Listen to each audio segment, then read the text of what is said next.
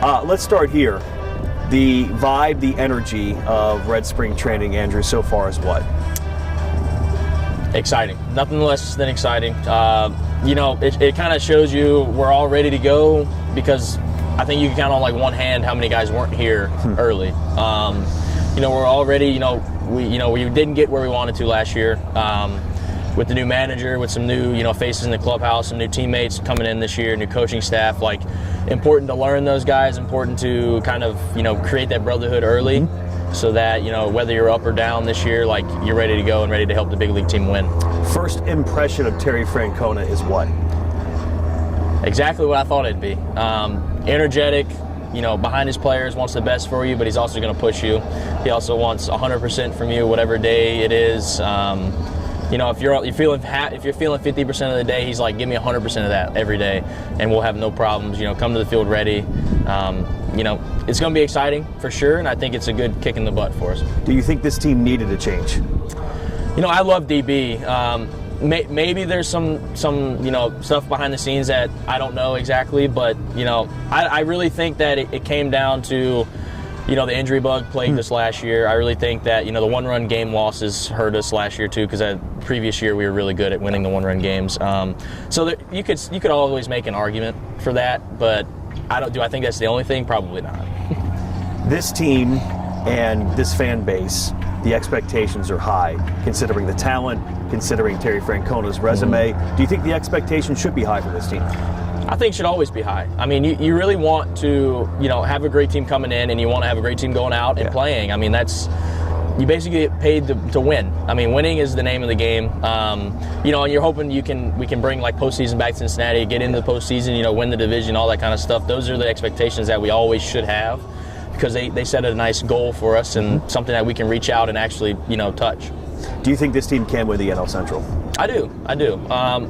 Like you said, we have the nice young core. We also have the veterans that we signed coming in. We have the trade pieces of Singer and Lux. We have the makeup, we have the moxie, we have the players to do it. Now it's just going out in the field, executing the game plans and, staying true to who you are. What do you think the competition is going to be like for the starting rotation this spring? It's a lot of competition, but I also believe that kind of breeds the best of you, that internal competition, knowing that we have so many MLB capable arms, MLB ready arms. I know it makes the organization feel really good where they are, and being a part of it, like I said, it pushes you to, okay, well, I got to be a little bit better. I got to be 1% better each day. I got to be 5% better today. And you really look at it as a whole instead of like start to start. You're like, okay, I just need to be consistent. I need to be ready every day. What's the next level to your game? Stay healthy for one, and then I believe I've never changed my approach to how I pitch. Just be consistent every 5 days, and hopefully I get the 200 innings. Yeah, that's the goals. Do you feel different about yourself now, Andrew, that you've done this a few years at the major league level? Do you come here more comfortable, or do you come here with the same edge that you're always trying to prove yourself, always trying to make it? I think it's a little bit of both. I think the comfortable part comes from the teammates, comes from like where you are. Like I know how spring training works, where to be, what to expect, that kind of thing. But you always got to have the edge, because you can never be complacent in the sport, because that's normally how guys kind of fall out and filter out of the game. Always stay ready, make little tweaks here or there, learn the new coaches coming in, like what's their style, all that kind of stuff. And you can apply that to your game, or you can apply it, like if you want a coaching career down the line, you can, figure something out maybe that clicks with them too. Well, it's interesting because in the offseason, Reds fans looked at all of these starting pitching options and like, who's going to be the 5 that leave spring training and go back with this team as the starting rotation and opening day? For you to be one of those guys, what do you have to do this spring? You have to earn it. I mean, it sounds cliche, but you just have to earn it. I mean, like I said, healthy is probably the number one. And then you got to have a good spring training. You got to showcase to DJ, to Tito, to all those guys that, you're the one that needs the spot. You're the one that deserves the spot, whether it's through the defensive work we do, whether it's the results on the mound, whether it's pitching every 5 days in spring training. It's really up for their interpretation, but you have to do your part and show them that you're ready. Last year, Hunter Green made his first All-Star game, finished top 10 in the Cy Young voting. did he take a step as a teammate, as someone who's also a starting pitcher, that you thought he might take towards becoming the star everybody thinks he can be? I think it's just a start. I think he made a huge step last year. I think that's just the start, though. I mean, I've known the guy forever. He's a friend of mine. He's a teammate. You know, we get on each other every now and then. We have fun. We banter. You know, all that kind of stuff. But you know, on the inside, he's a really good guy. You know, he wants the best for you, regardless of who you are. You know, like if you're a minor leaguer, if you're a big leaguer, if you're a coach, if you're, you know, a clubhouse guy, if you're a clubby, like all those types, he wants the best for everybody around.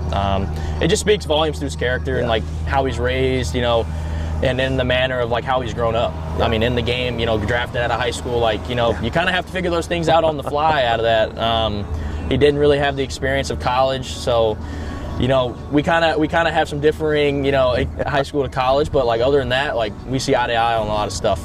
Can he win a Cy Young? Absolutely. I think he can do it multiple times. I've never seen a guy who's got the stuff and the makeup not be successful. You know, and his work ethic is insane. You know, he's in the weight room. He's, you know, one of the first ones here. He's one of the last ones out. He's super committed to playing for Cincinnati, for playing for the team and all of us. So, you know, I think he can win more than one. How big of a year is this for you personally? I think it's pretty big. You know, obviously the injury bug got me last year, but I think, you know, I've done enough to kind of say that I kind of have proved that I could be a big league starter, but I also think that there's a lot more in the tank. There's a lot left. You know, I've gotten better in how many innings I've thrown at the MLB level. I've gotten better on, you know, how to handle the game, so to speak. But there's always ways to improve, and that's what the beauty of the game is. You know, I'm not complacent at all. I know what I need to get better. You know, the home run bug got me last year, so coming in this year is like, all right, how can I keep the ball in the ballpark, or how can I keep the ball on the ground? You know, how can I throw more innings, throw more pitches more consistently? How can I recover?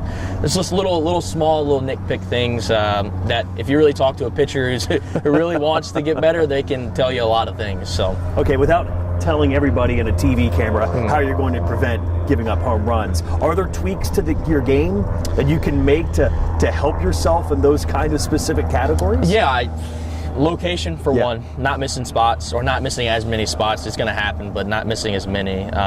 Refining pitches, refining the sequencing of those pitches, and then I think you know, not falling into the trap like you get to a hitter's count and you're throwing fastballs all the time. Like not conceding to that. You know, I have 4 pitches, I can throw all 4 for strikes. So it's like not conceding to the fact of, oh, I need to throw this in this count. So just being open to a little more, you know, spin, change it, whatever it may be.